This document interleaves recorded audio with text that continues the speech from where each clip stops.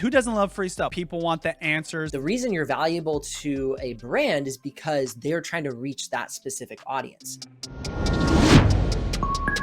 How to get brands to send you free stuff. That is the big question people want the answers to, because who doesn't love free stuff? I know in the very beginning, I showed you the other day my cam caddy that me and Sean got for kind of like brand sponsorship. That was more for trade. We didn't get paid for that. And so that's the biggest question. And the first point that you want to share is a focused audience, right? Very niche demographic, and how that relates to getting free products. Yeah. So the reason it relates is because you have a very clear value proposition for a brand. So right now, for me personally, brands are really interested in laptops for creative professionals. So they're making them more color accurate. They're making them more optimized for creators, video editors, 3D modelers, things along those lines. So when you start to carve out an audience, the reason you're valuable to a brand is because they're trying to reach that specific audience.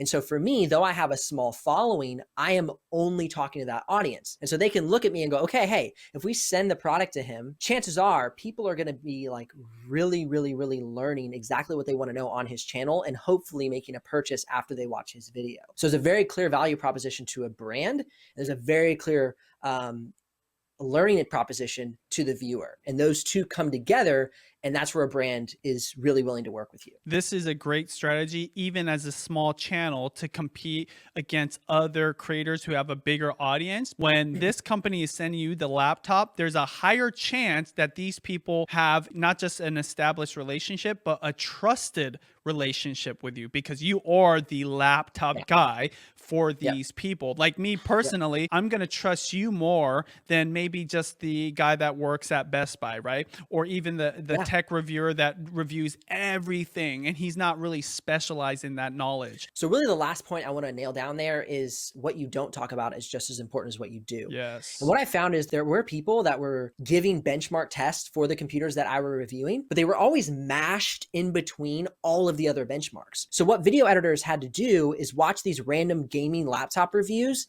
and then like scrub through to finally find like the Premiere Pro benchmark they were looking for. I just scrapped all of the gaming benchmarks and gave them exactly what they were looking for. So it cut hours of time out of their day. They got the result, they made the purchase. In a sense, my business grew through these laptop reviews. But the next point you make is show them your previous works and any evidence of conversion. Tell us a little bit about this and why this is important. Yeah. So when you get started, like I said, my example was you review what's around your house, and you review it from a bunch of different angles. And what that does is it creates a bit of a portfolio. So once you have like 10 to 20 videos, you then have a portfolio on your channel and you're showing which specific audience you serve. So that way when you reach out to a brand, you say, okay, I'm serving this specific audience.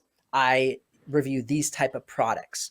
Okay. And then at that point, what you're doing is you're having tangible data on the proposition you're making to a brand. So you reach out, you can say, hey, I review these type of products. This is my specific audience. These are, maybe you mentioned the views, maybe you don't.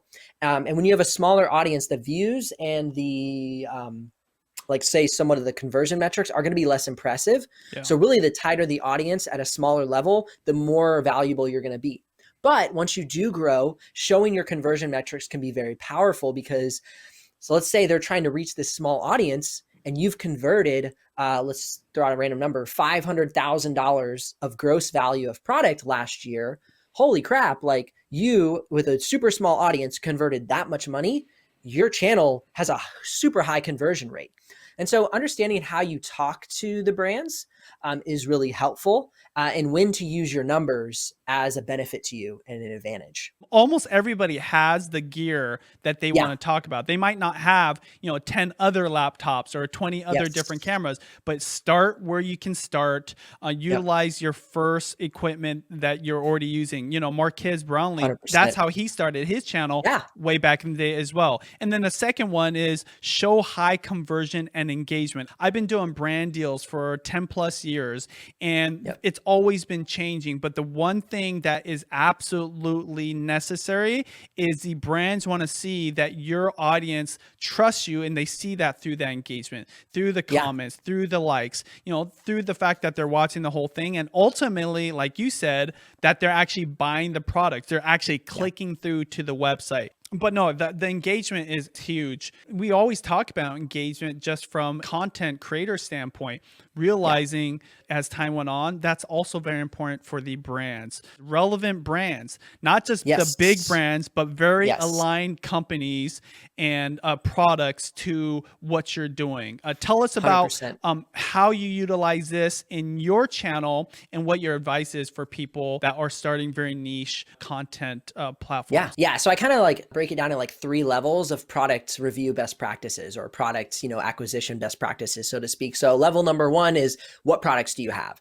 Review those, get a portfolio. And then level number 2 really leans into finding brands that are, I don't want to say like low hanging fruit. Like, I don't mean to offend the brand, but they're not like HP, Dell, Razer Blade, all the big computer brands. So these are going to be like third-party resellers or small brands. So for instance, somebody in my niche is like Exotic PCs or Main Gear or Cyber Power. So basically what these are is they're people who buy computers from HP or from Dell, and then they put like maybe a better RAM or a better computer component in the computer, and then they resell it through their platform. So a lot of times these brands don't get really thought of when somebody goes to make a purchase. They're going to go to B&H, they're going to go to Amazon. And so I reached out to these smaller third-party brands and said, hey, I see that you have this computer.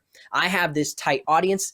They've been wondering about it. I would love to review it and then set up some sort of affiliate commission through you, or set up some sort of partnership or collaboration and send traffic directly to your site to get you conversions. So that was really strategy number 1, is I needed gear.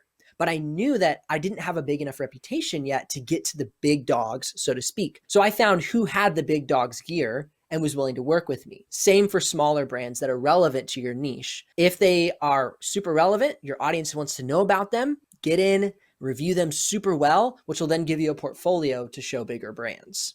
There you go. I mean, in our book, YouTube Secrets, Sean and I talk about this. When you're looking to make money on your channel, the first thing you want to do when trying to figure out what opportunities align with your niche is, 1, figure out what you spend money on as that creator, right? Because oftentimes what you're spending money on is what your viewers are spending money on. And so in your case, being a graphic designer, somebody that loves laptops, you're buying not just laptops, maybe accessories and components related to it. And then secondly, 100%.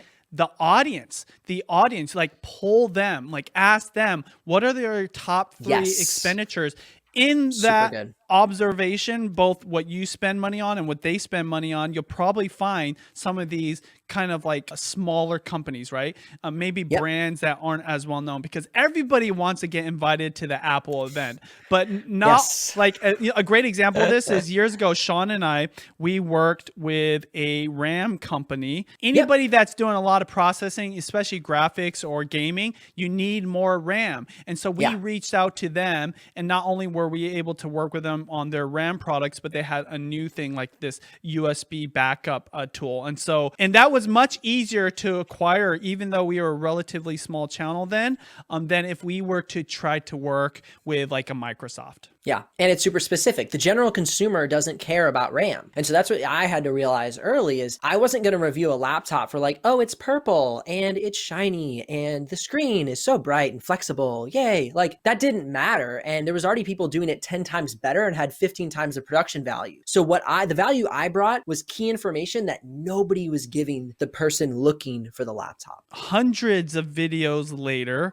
I mean, how many, you think at least 100 laptop videos on your channel? By now, yeah, probably 100, maybe 200. That's even pretty crazy for any tech person, even if you are a computer, like to have 100 videos. And this is why you're the man that we're talking to about getting free stuff, even as a small channel, because this stuff actually works. There's definitely no shortcuts, but there's definitely some tips that would help everybody. Now, with that being said, obviously it takes a little hard work, which can be challenging. And, this didn't happen overnight. You even said like it wasn't until about 2 years into it. What would you tell somebody that is kind of struggling to get started? Maybe they haven't got started because they're afraid it's not going to work. And what were the things that kept you motivated to get you to where you're at? Yeah, I mean, if somebody's talking to me that wants to get started, like for me, it's an easy sell because I love it. Like I love the fight. Like my wife like jokes like that I'm a bulldog. Like I will literally like go through a brick wall and then there's another brick wall and I'll pound through that brick wall and like my face will be like scratched up and I'll be like, I love it. Like I love the fight. Like if you tell me no, like let's go. Like I'm going to show you that I'm going to do it. So first of all, like persistence and passion for either YouTube as a whole or your specific niche or what you're interested in. And then legacy. Like I think legacy is something people overlook. Like what do you want to be known for? What do you want to do in 5 to 10 years, not just 6 months from now? And also realize that YouTube isn't the end. Like YouTube is a learning process, and whatever you start with today will grow you into the person that you don't even know you're going to be or wanted to become in 6 months. And so for me, like how I encourage people to get over that, and doesn't always work because it's not everybody's personality, is there's so much to be gained off of taking that step and being persistent and posting one video at a time and getting just 1% better every time. If you look at my first video to my current video, it's probably 1,000% better because I just said, okay, if I can just get 1% better. And sometimes it's not 1%, sometimes it's 3 or 4. So just post your first video, send it, post your second video, send it, and then just get a little bit better every single time. Reach out to the brand, and it just over time, you're going to build exponentially. It's the hockey stick growth that you don't realize will happen. And all of a sudden you're talking with Benji and you're on Video Influencers, which you watched before you even had a YouTube channel. Like that's the process. That's the excitement of it. Awesome. Well, thank you, Ben, for those kind words. And who knows, you watching this might be watching to get free products, but maybe I might want to talk to you in a year or two, or maybe even sooner because you're crushing it.